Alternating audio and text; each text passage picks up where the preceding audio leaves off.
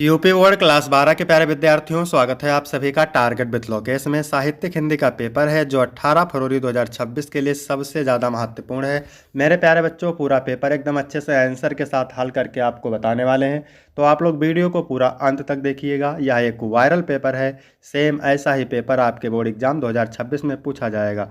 समय 3 घंटे 15 मिनट का होता है मेरे प्यारे बच्चों, और पूर्णांक होता है 100 का। प्रारंभ के 15 मिनट परीक्षार्थियों को प्रश्न पत्र पढ़ने के लिए निर्धारित है। इस प्रश्न पत्र में 2 खंड हैं और दोनों खंडों के सभी प्रश्नों के उत्तर देना अनिवार्य है। तो सबसे पहले हम बात करेंगे खंड का की ये 50 अंक का है। ठीक है मेरे प्यारे बच्चों, और जितने भी प्रश्न इसमें दिए हैं सबसे ज़्यादा इंपॉर्टेंट है एग्जाम के लिए, तो आप लोग वीडियो को पूरा अंत तक देखिएगा। वीडियो को लाइक कर दीजिएगा, चैनल पर नए होंगे चैनल को सब्सक्राइब कर दीजिएगा, शेयर कर दीजिएगा। चलिए शुरू करते हैं। सबसे पहले मेरे प्यारे बच्चों, प्रश्न नंबर 1 का जैनेन्द्र कुमार द्वारा लिखित उपन्यास है। त्यागपत्र है, ऋतुचक्र है, या परति परिखता है, चारुचंद्रलेख है। तो मेरे प्यारे बच्चों, जैनेन्द्र कुमार द्वारा लिखित उपन्यास है त्यागपत्र। पहला ऑप्शन बिल्कुल राइट हो जाएगा मेरे प्यारे बच्चों। अब यहाँ पर देखिए ऋतुचक्र, ये जो है किसकी रचना है मेरे प्यारे बच्चों? इलाचंद जोशी की। ऋतुचक्र इलाचंद जोशी की। परति परिकथा फड़ी स्वरनाथ रेणुका क्या है? उपन्यास है। और चारु चंद्रलेख हजारी प्रसाद द्विवेदी की रचना है। उसने कहा था कहानी के लेखक कौन है? तो चंद्रधर शर्मा गुलेरी है। उसने कहा था कहानी के लेखक हैं चंद्रधर शर्मा गुलेरी हैं। प्रश्न नंबर 1 का ग है सीपी और शंख के रचनाकार कौन है? रामधारी सिंह दिनकर हैं। पहला ऑप्शन राइट हो जाएगा। बालकृष्ण भट्ट संपादक थे। तो हिंदी प्रदीप पत्रिका के संपादक बालकृष्ण भट्ट थे। यहाँ पर देखिए इंदुमती कहानी है, और इंदुमती हिंदी की प्रथम कहानी है। किसकी है? किशोरी लाल गोस्वामी की। परीक्षा गुरु हिंदी का उपन्यास है। परीक्षा गुरु हिंदी परीक्षा गुरु हिंदी का प्रथम उपन्यास है। ठीक है, लाला श्रीनिवास दास का। साहित्य सहचर के लेखक हैं हजारी प्रसाद द्विवेदी। मेरे प्यारे बच्चों, यदि आपको पीडीएफ चाहिए इसका, तो डिस्क्रिप्शन में टेलीग्राम की लिंक मिल जाएगी, वहां से टेलीग्राम ज्वाइन करेंगे आपको पीडीएफ मिल जाएगा। इसके बाद अगला क्वेश्चन है वासुदेव शरण अग्रवाल की रचना है। तो वाग्धारा सही हो जाएगा। ठीक है, शेखर एक जीवनी सच्चिदानंद हीरानंद वात्स्ययन अज्ञेय की रचना है। साहित्य और समाज रामधारी सिंह दिनकर की रचना है। और बाण भट्ट की आत्मकथा हजारी प्रसाद द्विवेदी की रचना है। हिंदी साहित्य का प्रथम कवि माना जाता है सराहपा को, देवसेन को, सराहपा को, कुमार रासो को। तो हिंदी साहित्य का प्रथम कवि माना जाता है सराहपा को। तीसरा राइट हो जाएगा। इसके बाद मेरे प्यारे बच्चों, प्रश्न नंबर 2 का खा है कितनी नाव में कितनी बार किसकी रचना है? तो कितनी नाव में कितनी बार ये अज्ञेय की रचना है। तीसरा ऑप्शन राइट हो जाएगा। तार सप्तक का प्रकाशन वर्ष 1943 है। तार सप्तक के संपादक कौन है? सच्चिदानंद हीरानंद वात्स्ययन अज्ञेय। इसके बाद प्रश्न नंबर 2 का घा है हिंदी का प्रथम महाकाव्य माना जाता है। तो पद्मावत महाकाव्य मलिक मोहम्मद जायसी का है। साकेत महाकाव्य मैथिली शरण गुप्त का है। रामचरितमानस महाकाव्य तुलसीदास का है। और पृथ्वीराज रासो सही हो जाएगा। हिंदी का प्रथम महाकाव्य पृथ्वीराज रासो हैं। हिंदी के प्रथम महाकवि चंद बरदाई हैं। मैथिली शरण गुप्त की रचना है भारत भारती। ठीक है, अनामिका सूर्यकांत त्रिपाठी निराला की रचना है। चित्राधार जयशंकर प्रसाद की। स्वर्णधूल सुमित्रानंदन पंत की रचना है। इसके बाद मेरे प्यारे बच्चों, प्रश्न नंबर 3 है। क्या कह रहा है? दिए गए गद्यांश पर आधारित निम्नलिखित प्रश्नों के उत्तर दीजिए। 10 अंक का होता है। तो मेरे प्यारे बच्चों, किसी भी गद्यांश को हल करने से पहले सबसे पहले गद्यांश को पढ़ते हैं, फिर मैं आपको इसकी ट्रिक बताऊंगा। जन का प्रवाह अनंत होता है। सहस्त्रों वर्षों से भूमि के साथ राष्ट्रीय जन ने तादात्म्य प्राप्त किया है। जब तक सूर्य की रश्मियाँ नित्य प्रातःकाल भुवन को अमृत से भर देती हैं, तब तक राष्ट्रीय जन का जीवन भी अमर है। इतिहास के अनेक उतार चढ़ाव पार करने के बाद ही राष्ट्र निवासी जन नई उठती लहरों से आगे बढ़ने के लिए अजर अमर है। जन का संतत्वाही जीवन नदी के प्रवाह की तरह है। तो यहाँ पर देखिए जन शब्द मिल गया ना, तो जहाँ पर जन शब्द मिल जाए, राष्ट्रीय राष्ट्र शब्द मिल जाए, पृथ्वी मिल जाए, भूमि मिल जाए, ठीक है, तो आप समझ जाइएगा कि राष्ट्र के स्वरूप चैप्टर से लिया गया है, और ये चैप्टर आप पढ़े होंगे। ठीक है, गद्यांश के पाठ और लेखक का नाम। ठीक है, तो गद्यांश का पाठ राष्ट्र का स्वरूप है, और गद्यांश के लेखक वासुदेव शरण अग्रवाल हैं। इसको याद कैसे रखेंगे? रावा, रा से राष्ट्र का स्वरूप, वा से वासुदेव शरण अग्रवाल। ठीक है, इसके बाद प्रश्न नंबर 2 है राष्ट्रीय जन का जीवन कब तक अमर है? पहले अगर आप अच्छे से पढ़े होंगे तो आप तुरंत आंसर पा जाएंगे। राष्ट्रीय जन का जीवन भी अमर है जब तक सूर्य की रश्मियाँ नित्य प्रातःकाल भुवन को अमृत से भरती रहेंगी। ठीक है, आप यहाँ पर देख सकते हैं इसका उत्तर, यहाँ पे लिखा हुआ है। ठीक है, ये देखिए लिखा हुआ है ना। तो पैराग्राफ को ध्यान से पढ़ना, आपको उत्तर मिल जाएगा। इसके बाद है तादात्म्य और अजर का शब्दार्थ लिखिए। तादात्म्य का मतलब होता है क्षमता, एकता या सामंजस्य। अजर का मतलब होता है अमर, जो कभी नष्ट ना हो। जन का प्रवाह किस तरह होता है? तो जन का प्रवाह नदी के प्रवाह की तरह होता है। जन का संततवाही जीवन नदी के प्रवाह की तरह होता है। ठीक है। इसके बाद अगला पूछ रहा है रेखांकित अंश की व्याख्या कीजिए। व्याख्या किसकी करना है उसको एक बार देख लेते हैं। जिसकी रेखा खींची हुई है इसकी व्याख्या करना है। ठीक है, यहाँ पे देख सकते हैं आप। तो चलिए देखते हैं इसकी व्याख्या कैसे लिखना है। लेखक के अनुसार जब तक सूरज की किरणें संसार को अमृत से भरते रहेंगी तब तक राष्ट्रीय जन का जीवन भी अमर है। इतिहास में राष्ट्रीय जन ने कई उतार चढ़ाव देखे हैं, पर फिर वो अमर है नई आशाओं के साथ। अथवा लगा हुआ है, अथवा वाला भी देखते हैं। अथवा करके दो पूछता है मेरे प्यारे बच्चों, आपको एक करना रहता है। अशोक का वृक्ष जितना भी मनोहर है, जितना भी रहस्यमय हो, जितना भी अलंकारमय हो, परंतु है उस विशाल सामंत सभ्यता की परिष्कृत रूच का ही प्रतीक, जो साधारण प्रजा के परिश्रम पर पली थी। उसके रक्त संसार कानों को खाकर बड़ी हुई थी, और लाखों करोड़ों की उपेक्षा से जो समृद्धि हुई थी वह सामंत उखड़ गए, और दिनों दिन उत्साह की धूमधाम मिट गई। तो मेरे प्यारे बच्चों, जहाँ पर दिख जाए अशोक शब्द और अशोक का फूल, तो वहाँ आप समझ जाइए कि अशोक के फूल चैप्टर से लिया गया है, और इसके लेखक हैं हजारी प्रसाद द्विवेदी। ठीक है मेरे प्यारे बच्चों। दूसरा क्वेश्चन है सामंत सभ्यता की परिष्कृत रूच का प्रतीक कौन है? तो इसको आपको याद रखना है। सामंत सभ्यता की परिष्कृत रूच का प्रतीक अशोक का वृक्ष है। लाखों करोड़ों की अपेक्षा से कौन समृद्ध हुआ था? आपने अभी पढ़ा था। लेखक के अनुसार लाखों करोड़ों व्यक्तियों की उपेक्षा से सामंतवाद समृद्ध हुआ था। इसके बाद है आज उस सामंत सभ्यता की क्या स्थिति है? तो आपने अभी पढ़ा था। आज उस सामंत सभ्यता की यह स्थिति है कि वह उखड़ गए हैं, उनका समाज ढह गया है, और उनके विलासितापूर्ण जीवन की धूमधाम भी मिट गई है। इसके बाद में है रेखांकित अंश की व्याख्या। तो व्याख्या किसकी करना है एक बार देखते हैं। उसके रक्त संसार कानों को खाकर बड़ी हुई थी, और लाखों करोड़ों की उपेक्षा से जो समृद्धि हुई थी वह सामंत उखड़ गए, और दिनों दिन उत्साह की धूमधाम भी मिट गई। तो देखते हैं इसकी व्याख्या। लेखक का कहना है कि संसार का नियम है कि जो वस्तु अथवा परंपरा है वह समय के साथ परिवर्तन होती है। कुछ समय पश्चात उसके स्वरूप में आमूलचूल परिवर्तन होकर वह एक भिन्न रूप में हमारे सामने होती है। यही बात संस्कृत के संदर्भ में भी होती है। यही कारण है कि कभी सम्राटों और सामंतों ने जिस विलासी और चाटुकार संस्कृत को जन्म दिया था, वह मन को लुभाने वाली और व्यक्ति को उन्मत्त करने वाली संस्कृति धीरे धीरे समाप्त हो गई। इसके बाद मेरे प्यारे बच्चों प्रश्न नंबर 4 है। क्या कह रहा है? दिए गए पद्यांश पर आधारित निम्नलिखित प्रश्नों के उत्तर दीजिए। वे 10 अंक का होता है। तो सबसे पहले पद्यांश को पढ़ते हैं। बैठी खिन्ना एक दिवस वह गए में थी अकेली। एक दिन राधा उदासी से परिपूर्ण होकर के अपने घर में अकेली बैठी थी।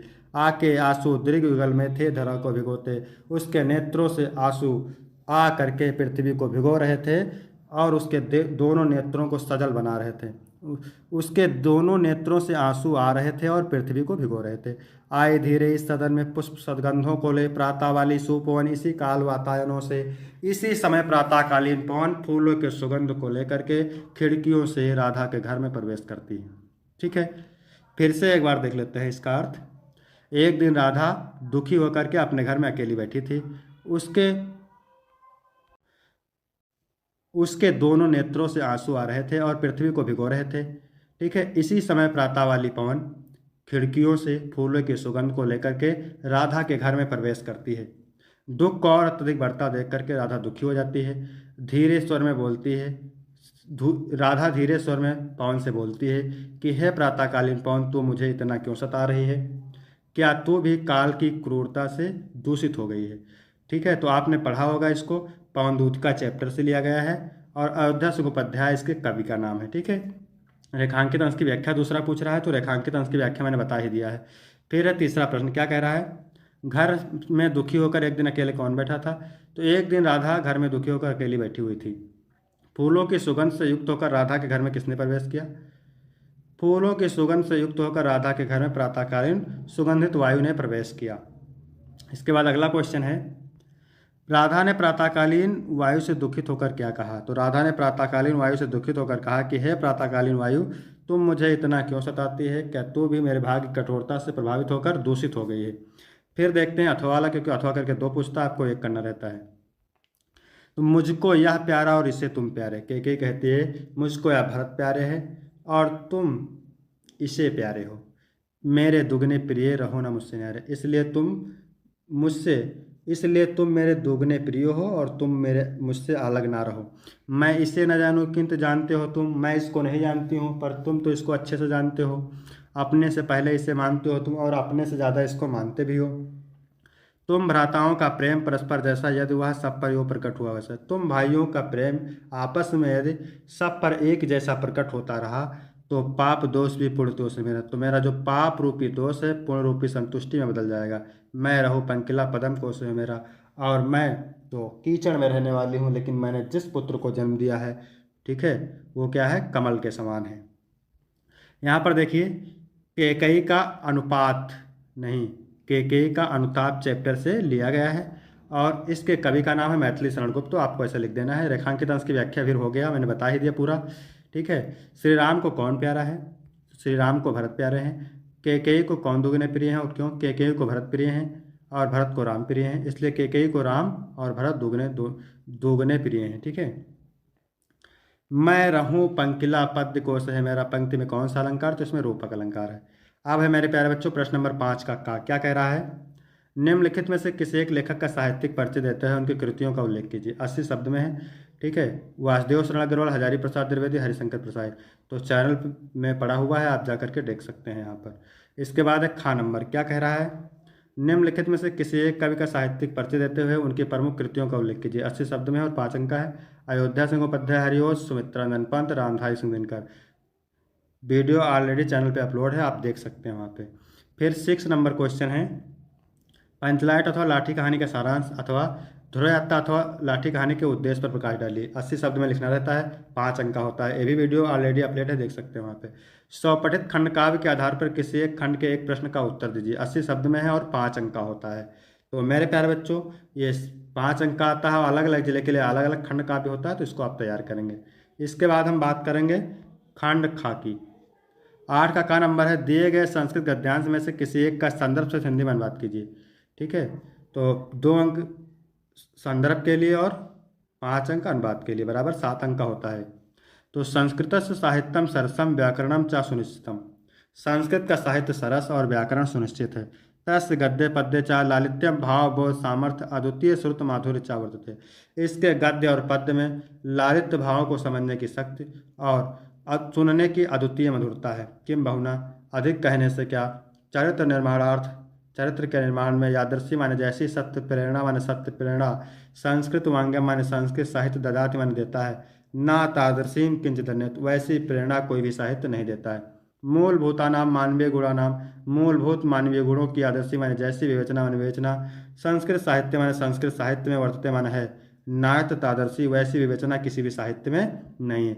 संदर्भ कैसे लिखना है पर देख सकते हैं आप। प्रस्तुत गद्यांश हमारी पाठ्यपुस्तक संस्कृत दिग्दर्शिका के संस्कृत भाषा महत्तम नामक पाठ से अवतरित है, ठीक है। यहाँ पर अथवा करके दिया हुआ है, इसको भी देखते हैं।